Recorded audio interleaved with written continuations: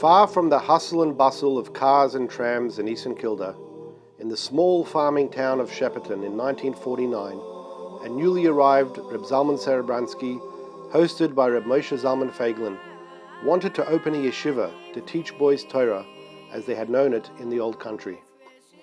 The Rebbe wholeheartedly gave his blessing and urged Moshe Zalman Feiglin, together with Reb Zalman and Reb Abba Pliskin, to open a yeshiva without delay. It began in the Shepparton Shul with just 3 boys. My brother Arul was the very first student in Shepparton, and then my father was traveling to Melbourne to see if there's anybody that wants to come and learn. By the end of the year, he got about half a dozen or so boys. That was the very beginning of Chabad institutions in Australia, leading to the schools we know and love today, Yeshivah, Beth Rivkah colleges. Through the dedication, support and drive of the Gurovich, Klufkant, Althaus and many other families, the vision became a reality. Realizing the need for the yeshiva to be closer to the Melbourne community, in 1951 the yeshiva was moved to Burwood. In 1954 it was relocated to 92 Hotham Street. In 1955 it began to operate at primary level as the yeshiva day school we have today. The school began with people like Chaim Serebransky and so on, knocking on people's doors and asking for their children to come and be students at this sort of new fledgling school. And people would say to him, the hair will grow on the palms of my hands before you have a yeshiva. Beth Rivkah Ladies College was a successor to the Hertz Kindergarten established in 1952 by Mrs. Susie Hertz in her Glen Ira Road home. In 1956, the Rebbe told Reb Moshe Zalman and his son David Feiglin to start a girls' school. Yeshiva and the Hertz Kindergarten merged to create Beth Rivkah, with Mrs. Hertz continuing as principal. Beth Rivkah moved to its permanent address of 14 Balaclava Road in 1959. As the Yeshiva Boys' School was expanding rapidly, Rabbi Yitzhak David Groner was brought across in 1958.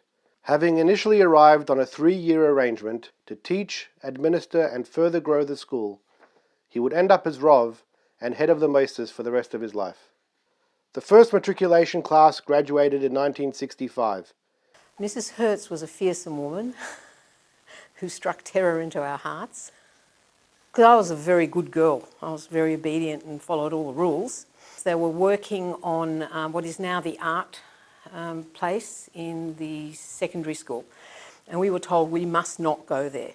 One lunchtime, myself and a couple of friends went there, of course. And as we climbed down some ladder or whatever it was, there was Mrs. Hertz standing with her arms folded looking like thunder and 20 or 30 girls watching to see what was going to happen. I remember being in grade 1 in the house, the original house. We had a little classroom and we sat on little tables and chairs like 6-year-olds do. And I remember I sat on table number 5. Zev Bar, who's also an old collegian, was on that table with me. And we always had the sharpest pencils in our little tin, because Zev was... Of course, it was much smaller. I remember 2 willow trees in the playground. We had like a sort of a loggy sort of playground. I remember the library became the toilets became the library. We were new immigrants. We came via Poland in 1959. And the Lubavitch community was very, very warm towards my family and very welcoming. And they just eased our way into Beth Rivkah. My brother, who is almost 8 years older than me, went straight into yeshiva when we came to Australia. The teachers were good teachers. When I compared them to my teachers at Melbourne High, they were every bit as good. Mr. Godoyne, as being a maths teacher. He was an interesting fellow. One boy got 4% for maths and he said, I remember he was throwing the paper at him. He said, 4%! He just threw the paper at him. I mean, you never do things like that today. We had a teacher, Mr. Sinclair, for science, who always referred to Rabbi Groner as Father Groner. Father Groner, I'll send you to Father Groner, Mrs. Court was a most wonderful educator. She took us for biology, but she would educate. She would get up at assemblies or before there was an excursion and she would say, remember, you are the ladies of Beth Rivkah. And I just remember feeling educated by our principal. We would play fairly rough games like piggyback and bok and things like that at school. You know, they got rough. They were rough games. You know, piggybacks, boys giving other piggybacks, and then jousting. A lot of things that we did were quite dangerous, actually. Boys playing with sticks, you know, crawling underneath them. But we had a good time. I was chosen at the opening of this school to give flowers to the Prime Minister's wife. And it was a big honour. I was only told about it the day before. They called me into the staff room, which is a little scary, and they said, "Do you know how to curtsy?" And I said, "I'm not sure." A couple of teachers curtsied for me and I copied them. They said, "That's fine." Well, there was Mr. Stewart, who was our headmaster in high school. He was really well liked, but he was hard of hearing and had hearing aids. So on one occasion we had 4 students on each corner of the classroom, and we asked a question, but we mouthed the question without actually speaking. So he raised his hearing aids, and then eventually someone said it quite loud. Whilst we are on camera, I think it's important to give the big yellow and blue the comeback. The alumni year should be about bringing back mitzvah and Torah. They've gone through, you know, they are 4 different colours at the moment, but this is where it began and this is where it should continue. Bring back Shimon as well. Yeah, Bring back Shimon Machari. Yeah, Shimon was actually... actually... The best was Shimon Machari used to come to sports day with a half a mitzvah shirt and half a Torah shirt. That just made it all so together. And it's one of a kind, and apparently it's worth a lot of money. Back in the day where there was just gravel and, you know, we used to dent our legs and graze ourselves and cut ourselves. Whoever used to fall over, Shimon said, "Get up, go bang your head against the wall." And we looked at him, why are we doing that? Because you forget about your knee that way.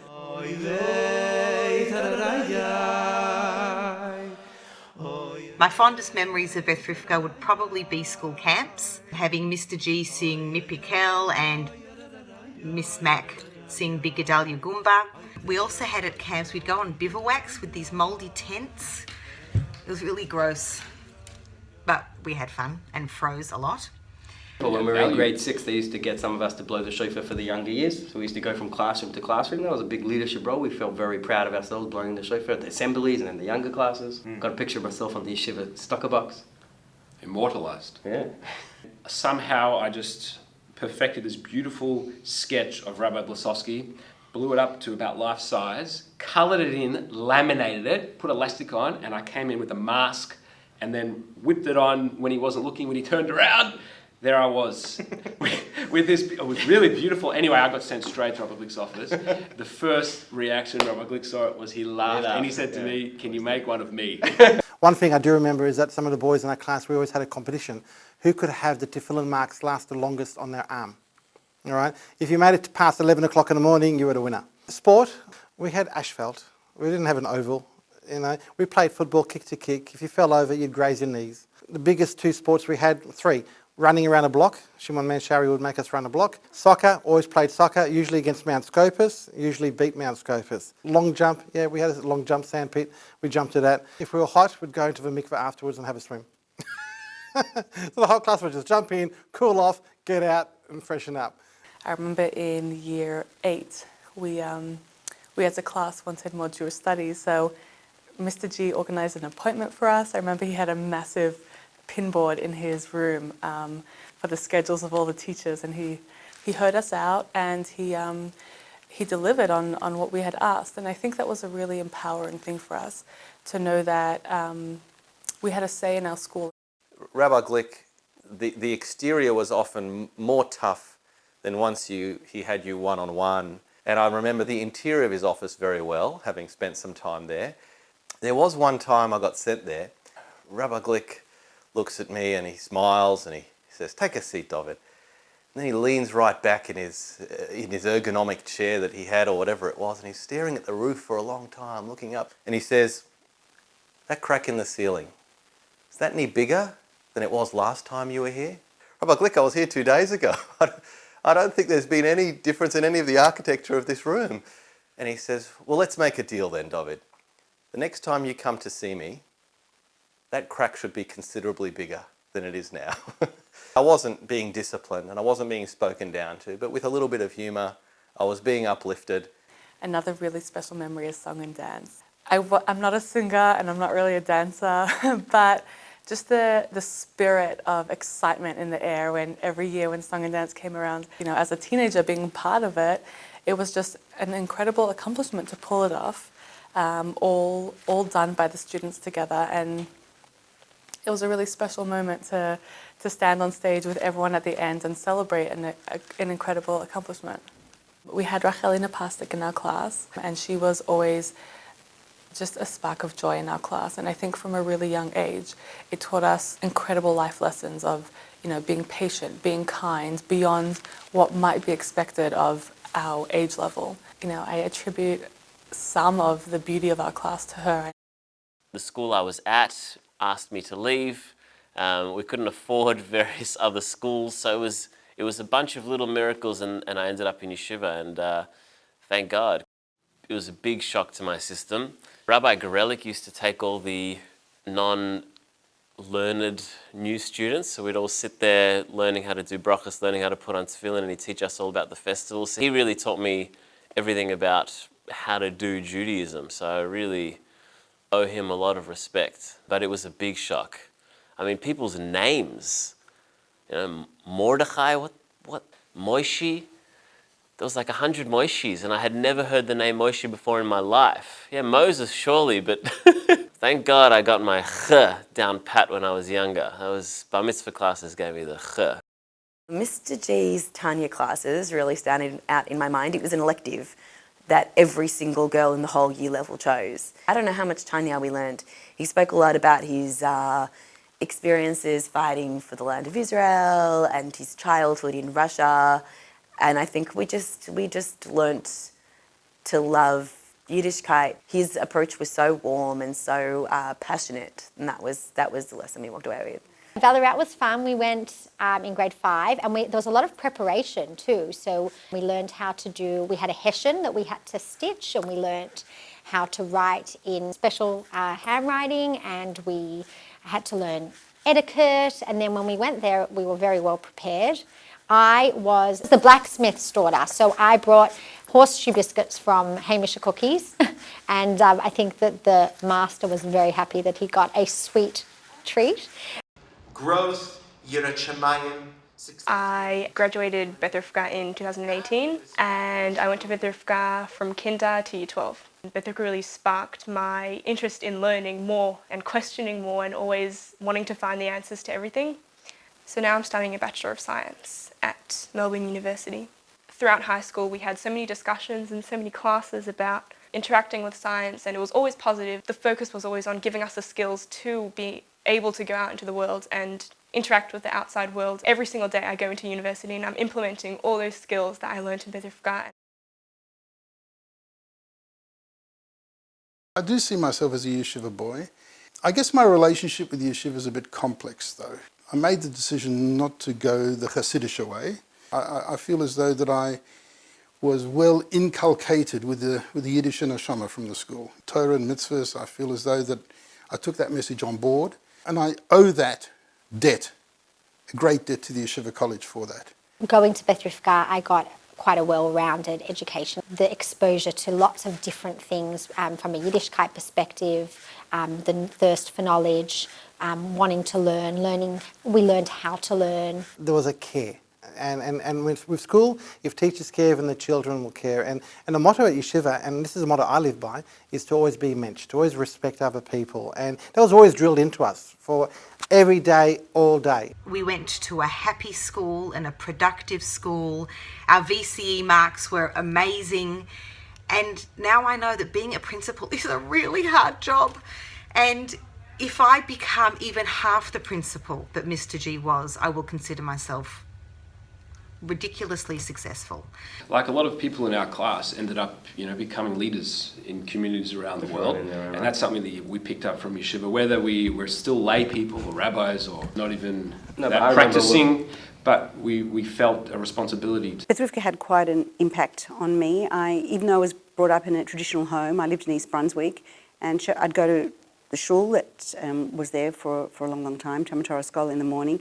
But in the afternoon on Shabbat, my mother would take me to ballet lessons. Now, after learning with Mrs. Kluvgant, Susie, you just put the fear of God into me, I stopped. So that changed the dynamics of the house also. My parents were very open to that, and it just basically changed my life. The one thing I noticed from intermingling with people from other schools, even when I was in VC, when I was at Yeshivah, was there is something unique about a Yeshiva boy. A Yeshiva boy, one thing that struck me was had a lot more respect for other people, especially women, especially girls. That was the key standout feature. The other remarkable thing about the Yeshiva boy, which blew me away, is the solidarity.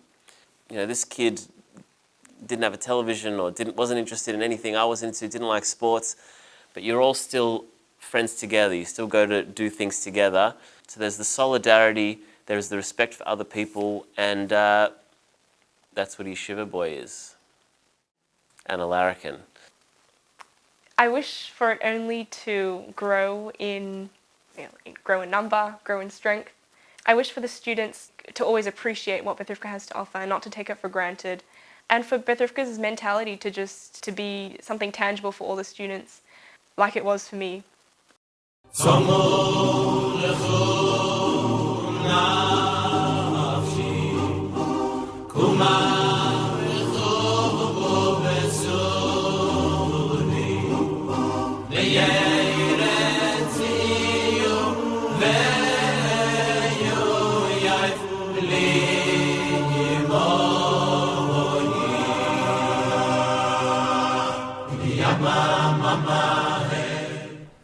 I hope all of us will be zoiche to Mashiach Tzidkenu right away. Besides the fact we're going to tell him, you're too late. We're going to put out our students on lines. And all our former students, they'll all come together.